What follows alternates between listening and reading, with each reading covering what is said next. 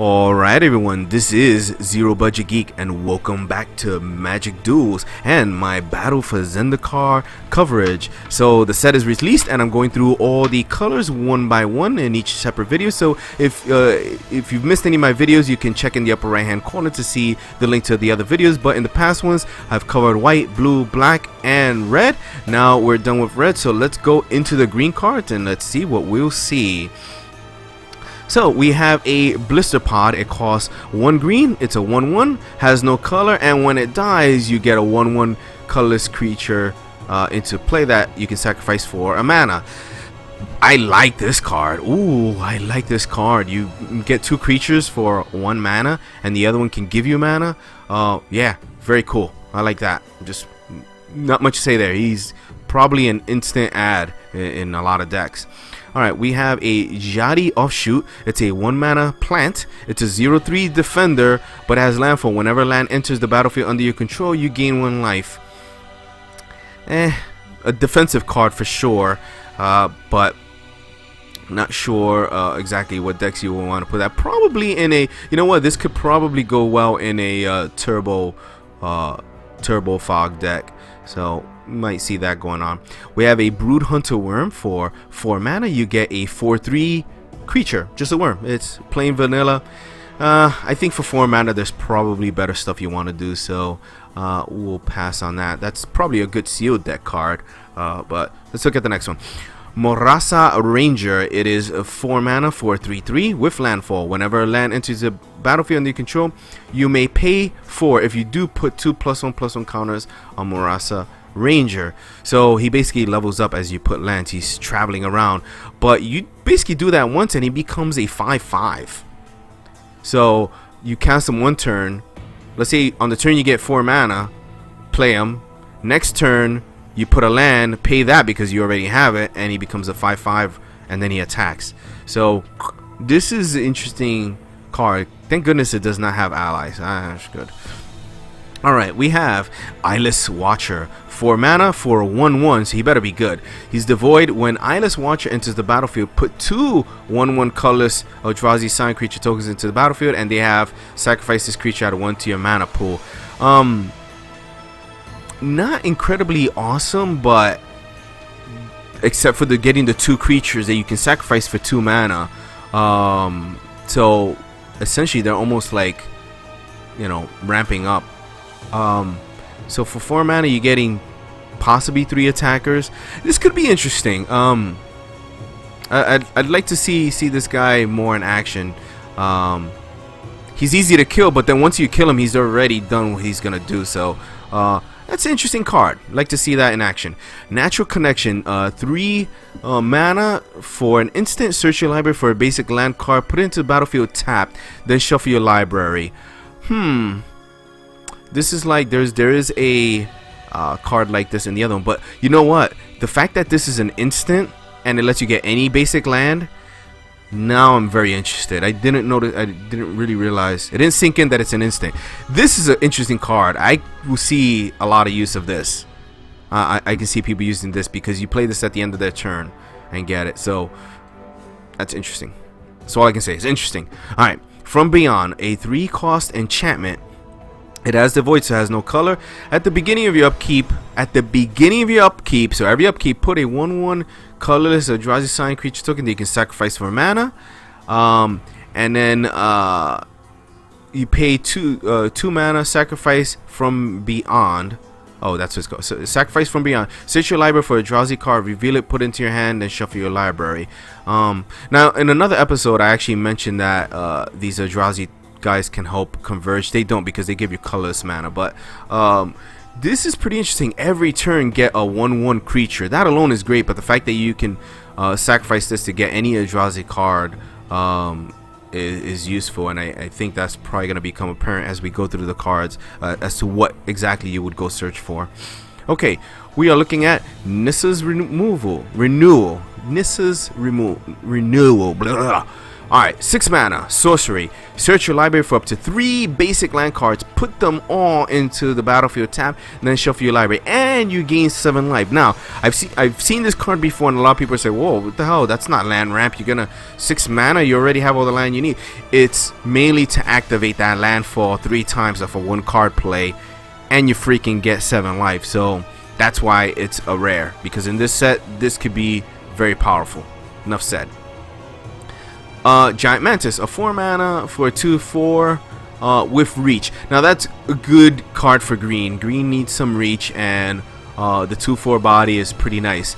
It's kind of funny that they made it a creature, or they made it a Mantis, is what I meant to say, because in older sets the same card I think was usually a spider. So nice difference there. We have the Outrun Reef Hydra. It's a 6 mana creature. It's a 5/5 with trample, and whenever land enters the battlefield under your control, put a +1/+1 counter on the Hydra. If that land's a forest, put 2 1/1 counters on him instead. Oh my goodness. And with the way you're gonna be able to ramp up mana in this set, this guy can hit the ground really hard, and you start plopping those landfalls on him. Yeah, this could be very dangerous and get very big. Alright, we have the Green Warden of Moodrasa. It's a 6 cost elemental creature. It's a 5/4, which is not bad. When the Moodrasa enters the battlefield, you may return target card from your graveyard to your hand, which is awesome. He is a mythic. When Green Warden of Moodrasa dies, you may exile it. If you do, return target card from your graveyard to your hand.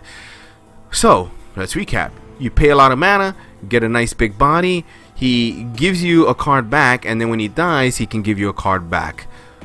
There's a reason why he's a mythic rare, and you only get 1, because this one gives you 2 other cards. So really awesome. I like that. We have the Plated Crusher here. He costs, man, how much is that? 4, 5, 6, 7 mana for a 7/6 trample with hexproof. Oh my goodness. And he's just an uncommon. That's a lot of mana, but you get a guy that's big that is hexproof with trample and 7 attack. This guy's really nice. If you've played against hexproof guys, you can know how much of a pain they can be, and with his 6 toughness makes him tough to kill. Yeah, this is I can start seeing this guy as a finisher. Really cool.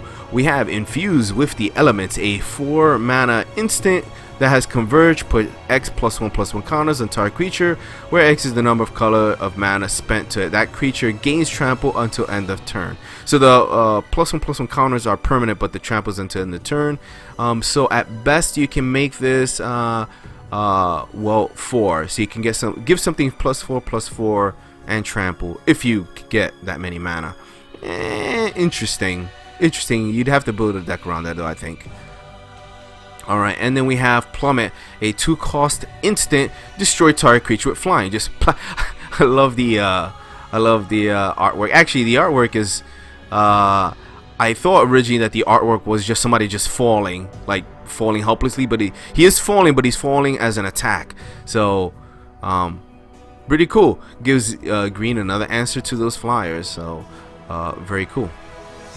We got some more over here. We retreat to Kazandu. This is one of those 3 cost enchantments that have landfall, and whenever a land comes into play, you get one of these abilities, either +1/+1 counter on target creature, or you gain 2 life. Both are really interesting. I like the +1/+1 counter. That's nice.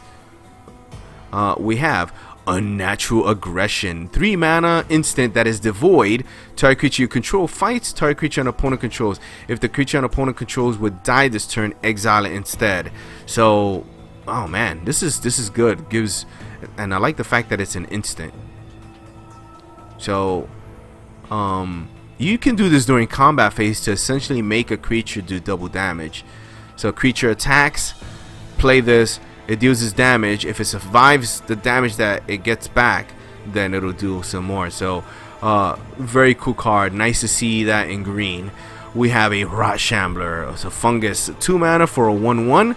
Whenever another creature you control dies, put a +1/+1 counter on Rot Shambler. Oh my god, I like this guy. Because creatures die often in this game, and it doesn't matter if it's yours or your opponent's, and there's plenty of oh my god, those scions, you can sacrifice those scions, that'll trigger this. So this guy can get big pretty quickly, and he's very cheap. It's the reason why he's uncommon, but that's cool. I like that one. Where were we?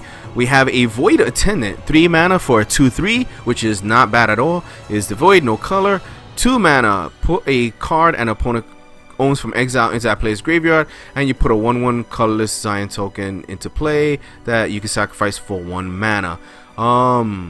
Wow, this guy can generate tokens by giving your opponent cards back. Pretty cool. In a deck built around those colorless tokens. Even still, just fielding a lot of tokens can just that alone can win you games. All right, we have a Sith Leopard. It is, or is it Scythe Leopard. 1 green for a 1/1. Whenever a land enters the battlefield under your control, the Scythe Leopard gets +1/+1 until end of turn. So play first turn, second turn, drop a land. He's a 2/2 in your attack. And it's okay. Really good on those turns where you can get multiple lands into play. Otherwise, he's just okay, if not terrible. We have a Woodland Wanderer, 4 mana for a 2/2. It is a rare, so it must be good. Vigilance and Trample, but he's only a 2/2. Woodland Wanderer enters the battlefield with a +1/+1 counter on it for each color of mana spent to cast it, which you could get it up to 4, looks like. So he could be a 6/6. So 6/6 Vigilance Trample. Now that, I say, is worth it. Alright, we have a Snapping Gnarlid, 2 mana for a 2/2, which is nice. Landfall, whenever land enters the battlefield under your control, the Snapping Gnarlid gets +1/+1 until end of turn. Now, I think I just like this card just because the name and because of the picture. He's just cool looking. Yeah, not much to say about them. He's kind of interesting, but I don't know. You have to base him in a landfall deck. Again, the gold cards we're gonna cover in a separate video, and let's continue here. We have a Swirl of Growth, 2 mana, instant. Target creature gets +2/+2 until turn, and you may put a land card from your hand into the battlefield. This is cool. Oh man, this is really cool. I like this card. I mean, you're not always gonna have that land to play, but if you do, this could be really useful. So see that hitting the table. We have a Tajaru Stalwart, 3 mana Elf Scout ally. It has Converge. Tajaru Stalwart enters the battlefield with a +1/+1 counter on it for each color of mana spent to cast it. So you could get it up to 3, so it'd be a 3/4 if you can get all of it. That's not terrible, but important to note, it is an ally, and there's a lot of ally ability, so we could see this guy getting some play. We have a Territorial Bailoff. I love that name there, Territorial Bailoff. 5 mana for a 4/4, which isn't bad, and whenever land enters the battlefield under control, he gets +2/+2 until end of turn, so you can get a 6/6. Too bad he doesn't have Trample, but he's a common, so what do you expect? And it's nice to see the Bailoffs. I miss those guys. And think that's it. We'll cover the gold cards as well as the special lands in another episodes. So guys, thanks for watching. Remember, if you missed the other episodes that I filmed, you can check in the upper right hand corner over here to see the link to those. So thanks for watching, and I'll see you in the next episode.